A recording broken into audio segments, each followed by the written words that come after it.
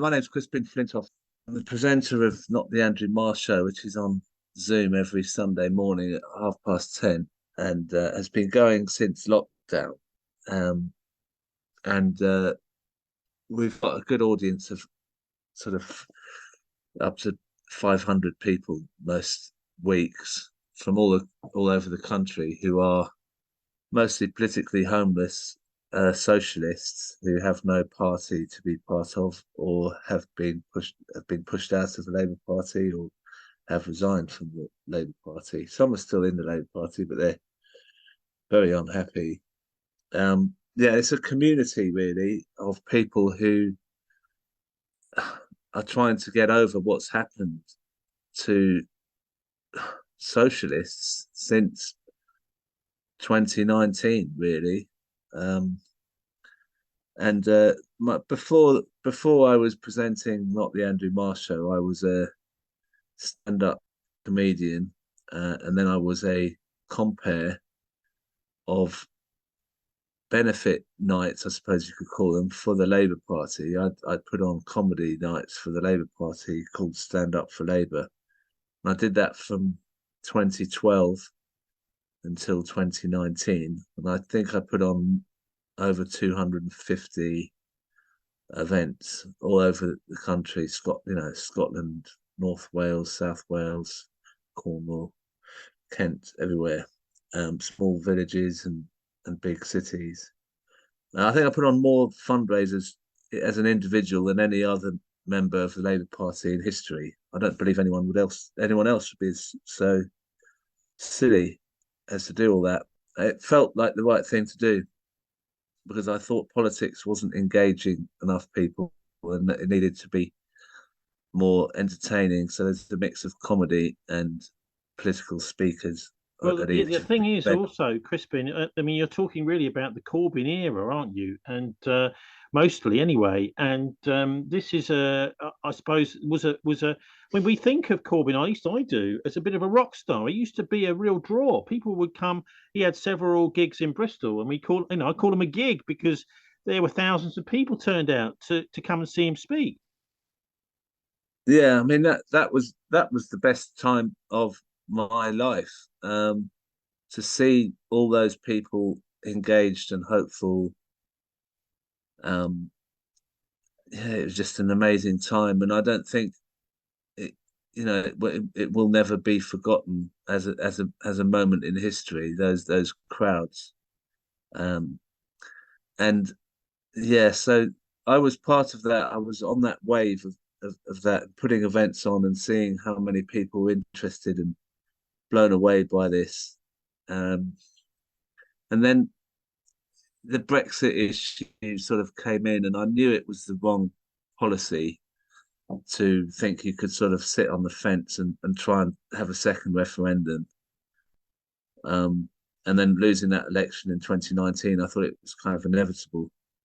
But what happened then with the COVID and the lockdown, plus Jeremy Corbyn no longer being leader and Starmer coming in, has been hell for all those people that we just talked about who were going out to those events Yeah. with So such what hope and happened to you optimism. exactly? Can you just take us through what happened to you? Because you're no longer a member of the party, are you? No, I got suspended for I mean just ridiculous. I mean, there's so many people who've been suspended for ridiculous reasons. I mean, mine is pretty ridiculous. I mean, it is remarkably ridiculous. I was the secretary of my local Labour Party, and the chair wanted to, well, he resigned, and the people in the executive said we need to have a letter from him to, circulate to members about why he's resigned. So I asked the former chair to write a letter, and he sent it to me, and I just circulated it to all the members. In the letter, in one of the paragraphs, he wrote something about anti-Semitism being um, conflated with anti-Zionism. That was it. And then about 2 weeks later, I got a letter of suspension from the Labour Party for circulating material for promote for racist material, effectively, as if it was if something I'd written that was kind of racist, which I obviously hadn't written it. I didn't even really read it. I just circulated it. So they suspended me, and then I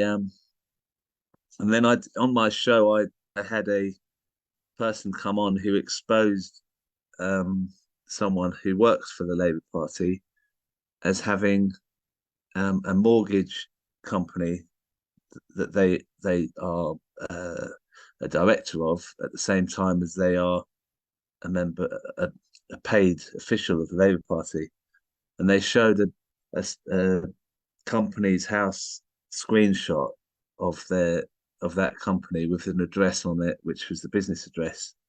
The Labour Party sent me an expulsion letter for harassment of a member of staff and for putting their home address out to everyone. It wasn't. I didn't have any idea that he'd put his home address as his business address on this company, and also it wasn't my feature. It was someone else's. So they expelled me for a feature that was included on Not the Andrew Marr Show. They also sent very threatening letters from lawyers saying that I'd have to pay massive damages for this. They harassed YouTube to pull it down off YouTube. I've still got some kind of like a yellow card from YouTube, even though I've appealed against it. I had to employ a lawyer to refute these, to answer back these these legal threats from Labour, and they did that very effectively. And Labour didn't have anything to say after that. They were really trying to scare me. And I've had the same thing from another law firm about a feature I did on bullying in the Labour Party, and a big law firm. I think it's the Queen's Law, the former Queen's law firm, wrote to me on the morning of the broadcast saying, "If you put this out, we'll do this and we'll do that." But the only problem for them is I don't have any assets. I don't own a house or even a car. I don't think they can really get me for much. And I'm sort of, once you've been threatened a couple of times, you sort of just, it doesn't bother you as much really. But yeah, the Labour Party's like a load of gangsters as far as I'm concerned. The way they behave, they just get rid of whoever they like on any base for any reason. Um, and there's no justice. I mean, it's written into the Labour Party rule book that natural justice is not part of these rules. I mean, you can't get more blatantly Well, yeah, unjust but and there's unfair. more. Surely there's more to it than that, Crispin. I mean, what's happened is it's like you kind of an abusive relationship. You've been spending your free time and effort over many years becoming one of the great heroes, all-time heroes of the Labour Party, raising funds for them. And then they've treated you like this. I mean, you could not imagine a worse kind of relationship. Someone. So how have you coped with all this emotionally? It must have been a horrible shock at the time. To after you've spent all this time trying to raise funds for them, and then they treat you like this, and it effectively, like Well, you say, like a bunch of gangsters. well, I mean, there's people who's had it worse than me, and that's and that's a consolation. That's sort of like is a comfort to me that I'm not alone on that. I mean, I'm looking back at Ken Livingstone, this bloke who was the mayor of London 2 terms in a row, GLC leader, cut down to this figure that I met him a couple of times, and he's just been destroyed. Really, he's got no money. His sense of self-esteem has gone. Um, it's a, it's not just him. There's loads of others. Mark Wadsworth has been treated terribly, called all sorts of things for no good reason. Jackie Walker, Tony Greenstein. I mean, these people who were smeared as anti-Semites who were Jewish, I find that must be, and then obviously Jeremy Corbyn being smeared as a racist or an anti-Semite, and he's one of the most doggedly anti-racist people that you can imagine. Yeah. Um, So I mean, look, I mean, how yeah, on I mean, earth do you manage to make comedy out of this? It sounds almost an uphill struggle. well, I don't really make comedy of it, but I tend to.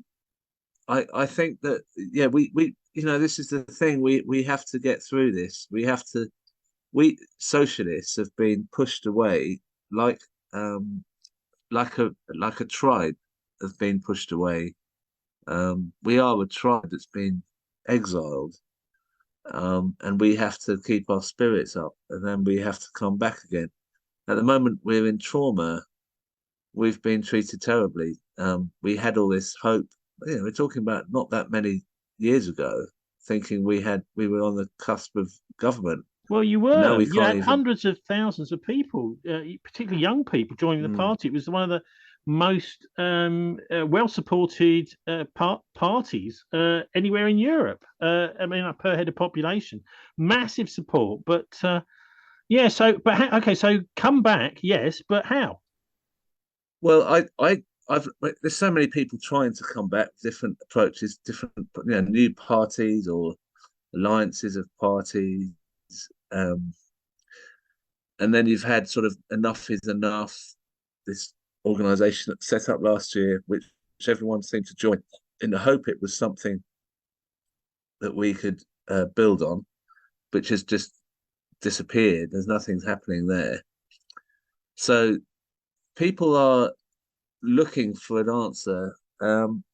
I have a particular idea which I'm hoping to put out in the next week or two that will um, get people engaged and get them out there.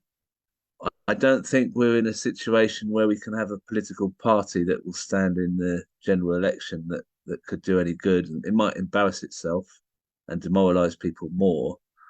So my feeling is we actually need to stop Starmer. We need to apply ourselves to making sure this man, who is the most dishonest individual in politics, is not allowed, does not get to number 10. We need to expose his lies, his U-turns, um, the people who back him, people who are behind him. Peter Mandelson. I mean, he's funded by a man who made his money mostly from apartheid in South Africa.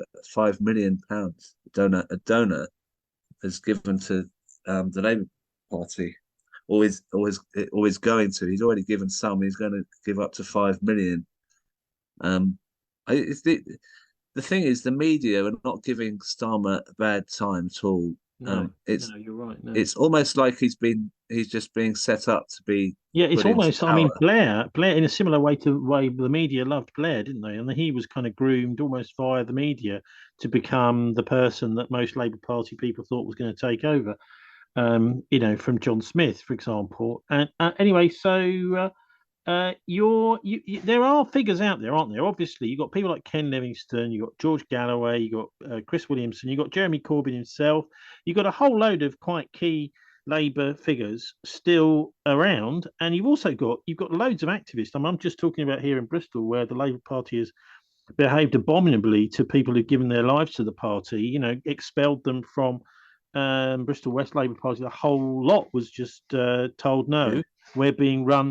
You're now being run from central office. So, I mean, surely there is some mileage in the old party networks that there's so many people in every constituency pretty much that have been bullied in this way, and I mean that's one thing, but I think even a more important question for you is you almost seem to be saying, well, let's get Starmer. Of course, that means another 5 years of Conservative government, possibly.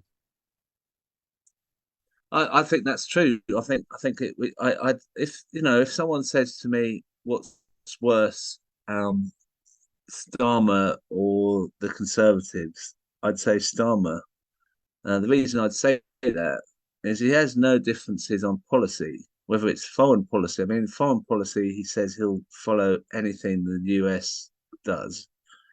I mean, where does that lead? Economic policy, he talks about having no money to pay for people who have more than two children if they need benefits, and etc. etc. On austerity. He's no different to the Tories on the NHS. They're talking about outsourcing the NHS to private companies. When you look at the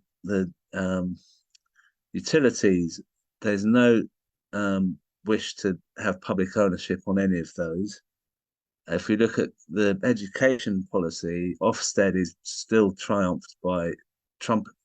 by Labour, and tests and all that stuff that's destroying creativity of children. It goes on and on. There is no policy that Labour has that is any better than a Thatcherite policy. And on top of that, you have a party that is the one that we all suppose is the opposition and the hope for. And if they come into power and they don't produce anything other than what the Conservatives have been doing since Thatcher, then it's going to lead to a lot of unrest and unhappiness. And I really don't think that it would be a good thing for this country to see a Starmer government, because the other aspect of this that we have to think about is he is so opposed to free speech in the Labour Party, and the way he's behaved within the Labour Party with people he doesn't agree with shows that he will not tolerate any opposition. And I believe that you've seen in the votes as well on the policing bill, online bills, people are not being given freedom to express themselves online. He would be very, very authoritarian, and I believe he'd be more authoritarian than a Tory. So yeah, the question of what you'll just get another 5 years of Tories. Well, maybe we would, but I think that would be better than a Starmer government. I mean, there are people out there who've been Labour Party members ever since the 70s. They've seen their ups and downs, and they're hanging on for another Harold Wilson or Jeremy Corbyn. And what would you say to them?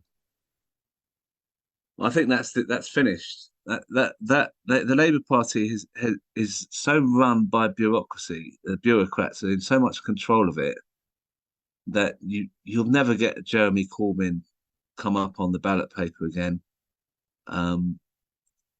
It's just not feasible. They are controlled by people who are coming in and out of lobbying companies as well. I mean, private lobbying is going on all around the Labour Party. They weren't. If you look at the candidates that are being selected now, there's hardly anyone who isn't sort of their managerial status people with their sort of. There's no, and who are spads and stuff like that. There's no difference from the Conservatives in the class of people that are in the Labour Party.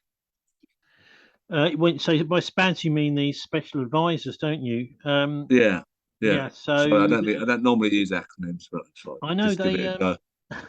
they appeared. I think it was under John Major that these people appeared, and they seem to be kind of a way of controlling government from afar. I wonder. So anyway, what do you make of because obviously COVID was a big part of your Andrew Marr Show, and not the Andrew Marr Show, sorry. And Right. what do you make of that whole episode? Because now we've got the benefit of hindsight. I mean, we on our show call it the plandemic, but it certainly doesn't seem as if it was what it said it was on the tin. What do you make of it in hindsight? Well, I was I was extremely frightened of it when it started.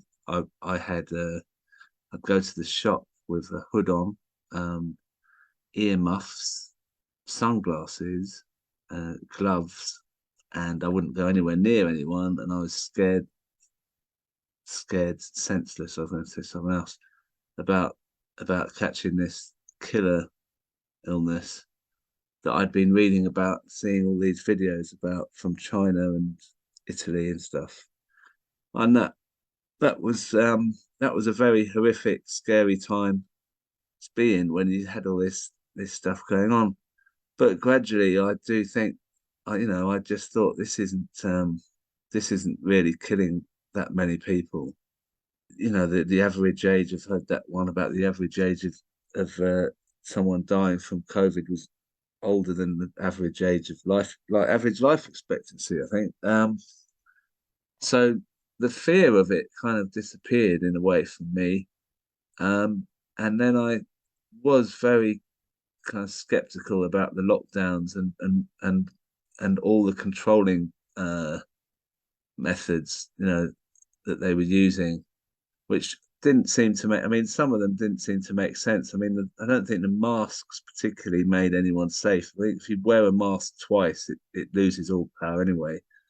There's a lot of fear being passed around and spread around, and you still see people with masks on now outdoors walking down the road, and I'm sort of thinking this has damaged people in a serious way. And on the not the Andrew Marr Show, we had I did do discussions on COVID, and it was a very contentious issue. But there were clearly people who had been damaged psychologically by this lockdown and fear, um, and they were living in a horrible place because of it. But then at the same time, there's a lot of anger and fear that was generated about zero COVID. This was the thing that the left was mostly talking about, was zero COVID, which was where we shouldn't go back to work at all until there's no cases out there and the infection rate is down to zero. I'm not a particular expert on what all that was, but it was this zero COVID was the dominating outlook on the left, as I see it. Although there were people on the left, I mean, I would say people like Heiko Koo and Piers Corbyn, who, I mean, I wouldn't, they are on the left, whatever people say, and they were saying this wasn't what it was, what everyone was saying it was, and they were given lots of flack and called COVID deniers and skeptics and stuff like that. I don't think the issue. I think there's a problem with this issue because there are people on the left who are calling anyone who questions COVID a right winger, as though they can't see that you can question something like this and still be a socialist. I mean, it's quite bizarre. I mean, the guy that as I mentioned, Heiko Koo, he's been on at Speaker's Corner for decades.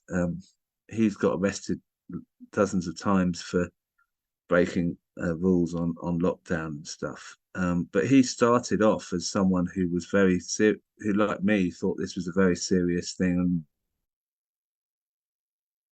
then he started to see it wasn't that. But he's been really kind of cold-shouldered by the left, and also the censorship on it was pretty amazing. I mean, YouTube and all the social media platforms were taking it down. Any criticism of lockdown or of the vaccine as well. It's an issue that I don't even really want to talk about on my show because I know I'll upset lots of people. But I mean, I'm telling you, this is my take on it. I'm not really someone who gives my opinion on not the Andrew Marr Show. I listen to others, but my take on it is that it was very damaging, and there's a lot of reason to be skeptical about what happened. And I don't think it's healthy for people to just shut people up who are skeptical. That's pretty much how I see it. Well, the other big thing that's affecting much of the world today is this cost of living crisis. What do you make of that, Crispin? It's nice to be able to give you a bit of a grilling on these things because we're hearing this week about the Bank of England putting interest rates up again. There's a lot of people out there paying rent and also obviously mortgages too that are finding that actually they're getting very close to the line that they don't have any spending money at all. So what's going on? It just seems to me that the solution the Bank of England keep coming up with is actually just simply making things worse. Well, I've been featuring on the show pretty much every other week. Prem Sikka, the economist, the accountant, professor of accountancy, talking to him about these interest rate rises. I mean, the Bank of England's policy is absolutely ridiculous, and it's been clear it has been that way for months and months. There's no link between putting up interest rates and inflation coming down. That our inflation is not just controlled by our interest rates. It's such a ridiculous idea. And the problem is, neither of the two parties has got any inclination to question the Bank of England. Um, and I don't know. I mean, probably the Lib Dems don't even as well. I mean, that it's a real problem that we're giving these people in the Bank of England all this power, and they seem to be pushing us towards a recession, but also, as you say, the situation where people can't afford to live. And they're just watching it because they've got some idea that Bank of England know best, and they clearly don't know best. No, they don't. I mean, Um, the other thing aspect to all of this, of course, is their mates in the city are looking at all these assets that are having to be sold off because, I mean, say for example, a shop where the high street owners of the shop can no longer rent it out because the small medium businesses have all gone bust. A pub maybe that's gone bust because people have got no spending money. This kind of thing. All this is then available for peanuts to their mates in the city to do property development. exactly, yeah. Well, that's true. I mean, the two parties are ignoring the fact that there's a class issue here. That those in the Bank of England are allied to those interests in the city, and they're making out that they're kind of detached from that, and they're kind of what would you call them, beneficial. They're thinking about the interests of the whole country. It's clear they're not, and that the problem is we don't have an opposition. We don't have an alternative, and it's No, it's glaringly terrible. obvious. That's the problem. I mean, yeah, maybe only people like Mick Lynch seem to be like the only opposition. Anyway, look, just to wind up, can you just tell us a bit about your roadshow? Because I know you're going around the country. We saw you here in Nailsea at the weekend. Great stuff.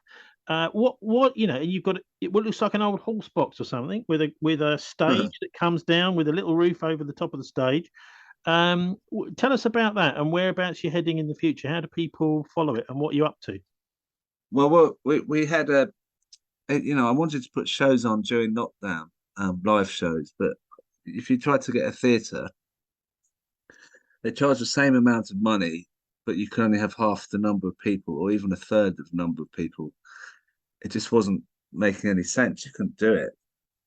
I thought about getting a marquee a sort of stage and putting it in a transit van and unpacking it, but the cost of that was extortionate. And then I just saw this ad for a removals truck that had been converted into a stage truck, where the stage comes off the side of the truck, and it was solar powered as well, so that all the PA was run by solar with solar panels on the roof of the truck. And it's a 1993 Mercedes box van with no seat belts in it, so it's quite scary for me when I sit in the passenger seat. And it doesn't go faster than about 45, 50 miles an hour on the motorway. But we managed to pay for it with a crowdfunder, and we've done dates in Brighton, Hastings, Nottingham. We did one in Islington last month for Jeremy Corbyn's 40th anniversary as MP for Islington North. That was a bit amused. That was quite exciting because I didn't know if he'd turn up until the last minute when he did, and then everyone was just really delirious that Jeremy had turned up and spoke at the end. And then we did this night in Nailsea on Sunday and on Saturday. But on with that one, that was really about the banning of the film about Jeremy Corbyn. That this film's been banned from being shown in community centres. People keep being given letters by the campaign against anti-Semitism saying it's anti-Semitic, and it certainly isn't. And these letters threaten all sorts of things to these community centres and theatres and cinemas. So I thought, well, let's put this film on in this farm on an inflatable screen, and that's what we did.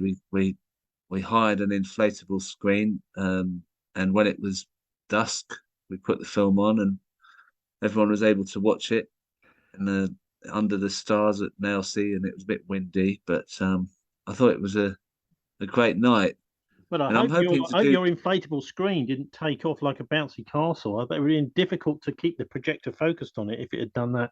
But anyway, look, what's the best way for people to follow where Oh, you are, if they what you're up to? well, if you go to our Twitter feed, not the Andrew Marr Show, or we've got the website, not the Andrew Marr Show. And look not the Andrew Marr Show on a search engine, and you'll find it. So yeah, thank you for giving me the time to tell you this sad story. Well, no, it's not a sad story. It's a story of a sad situation, which some people actually take to their hearts and do something about, which you've done. But whereabouts are you going to be over the next couple of weeks, Crispin? You got any dates coming?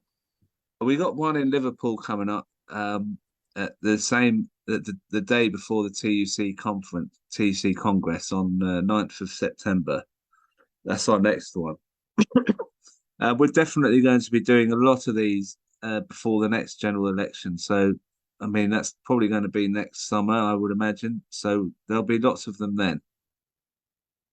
Okay, Crispin Flintoff from Not the Andrew Marr Show. Thanks very much for joining us. Cheers.